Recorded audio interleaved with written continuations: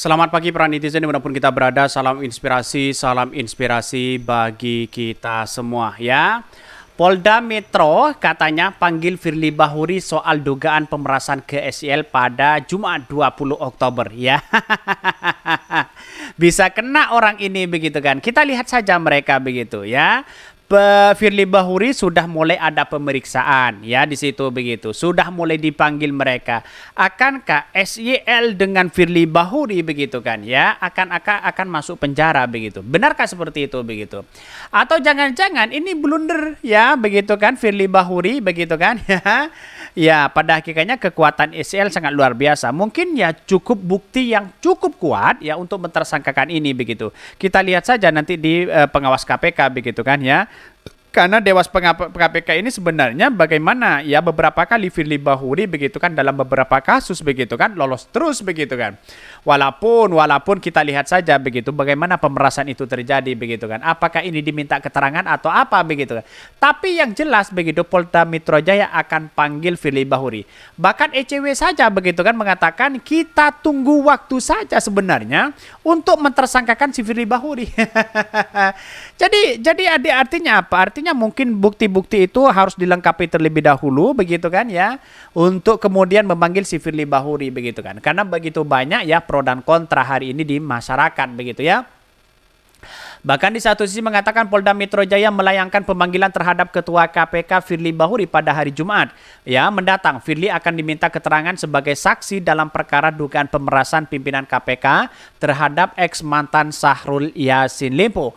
Bahkan ya diagendakan tim penyidik ya telah dikirimkan surat panggilan dalam kapasitas sebagai saksi kepada saudara Firly Bahuri selaku Ketua Umum KPK RI untuk dimintai keterangan, kata Direskrimsus ya Polda Metro Jaya Kombes Adi Safri Simanjutak kepada wartawan begitu ya. Kita lihat saja.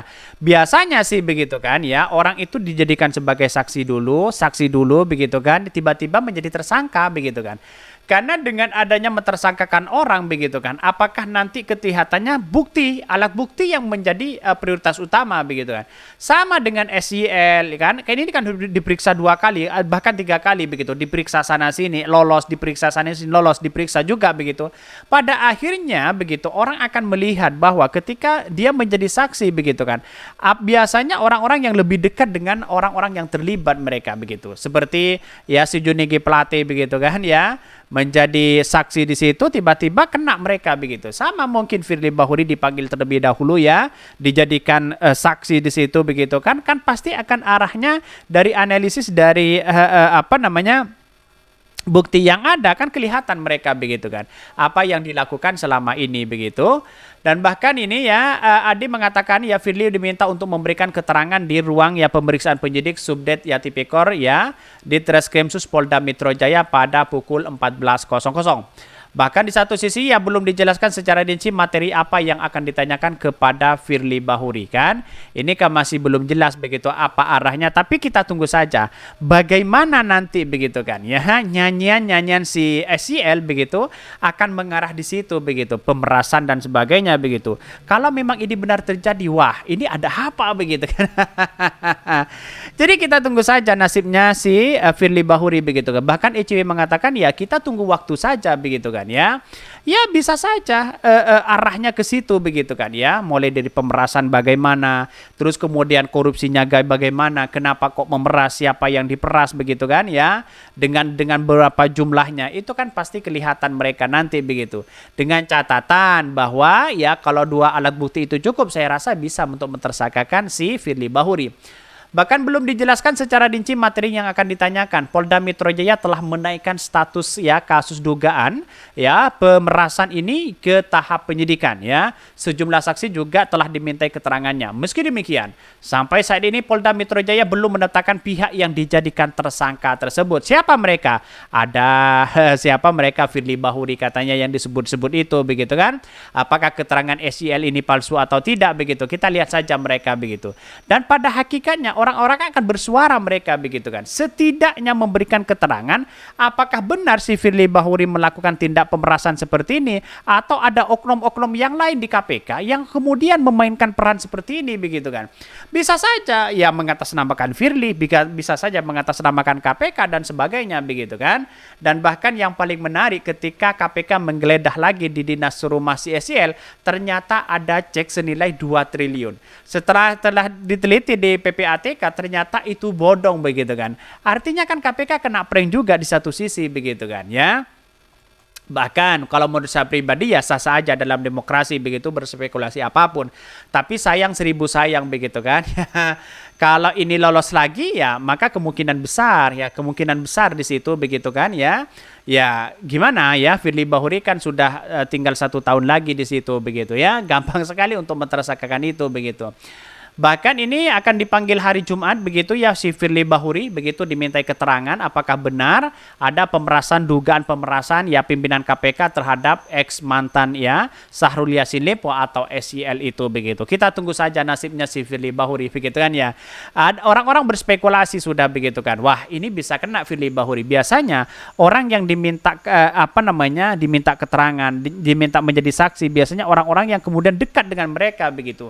Tahu ya dalam orang-orang yang kemudian menyimpan itu begitu kan ya.